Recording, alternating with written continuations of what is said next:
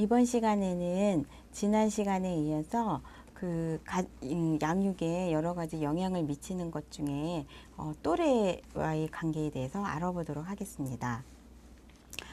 또래의 관계의 중요성은 굉장히 이야기를 하지 않아도 굉장히 중요하죠. 특히 오늘날 한 자녀일 때 나타나는 것들 중에 이제 또래와의 관계들을 많이 주목하게 되는데요.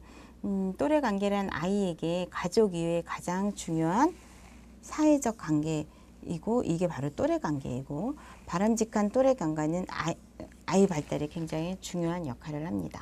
그래서 친구를 사귀면서 남을 배려하고 존중하는 마음을 갖게 되고, 사회적인 규칙을 터득하고 갈등하고 해결하는 방법을 배우게 됩니다.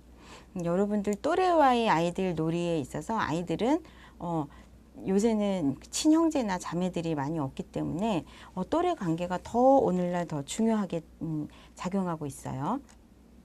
또래와의 관계는 상하 관계가 아니라 자유롭고 동등한 관계라고 볼 수 있어요.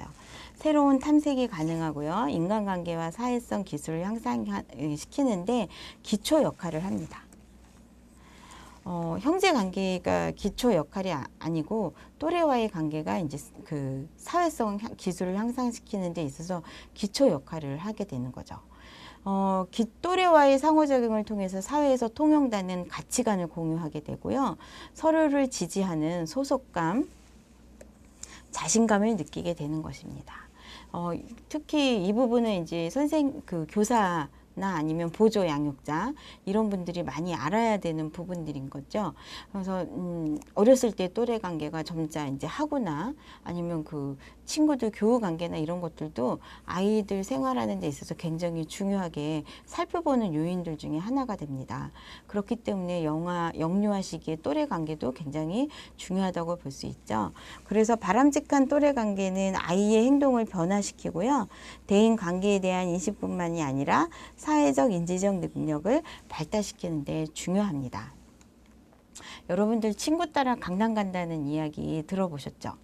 친구들이 그 또래 관계가 좋게 되면 친구들이 서로 좋은 장점들이나 이런 부분들을 같이 공유도 하고요. 그 행동을 더 잘하게 되는 경향을 보이기도 합니다. 그래서 또래 수용성이라고 그런 것들 볼 수 있는데, 아동들이 또래 집단 구성원들과의 관계에서 수용되는 정도를 이야기합니다.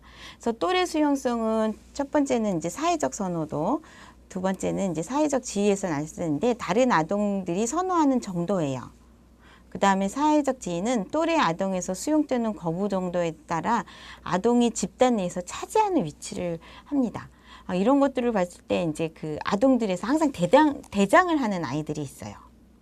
그 다음에 뭐 놀이 같은 데 했을 때 여러분들 옛날에 뭐 줄넘기라든가 아니면 아이들이랑 놀이를 할 때 보면 동네에서 놀이를 하면 깍두기 역할을 하는 아이들도 있고요. 그 다음에 잘 이렇게 싸우는 친구들 보면 중재하는 친구들도 있고요.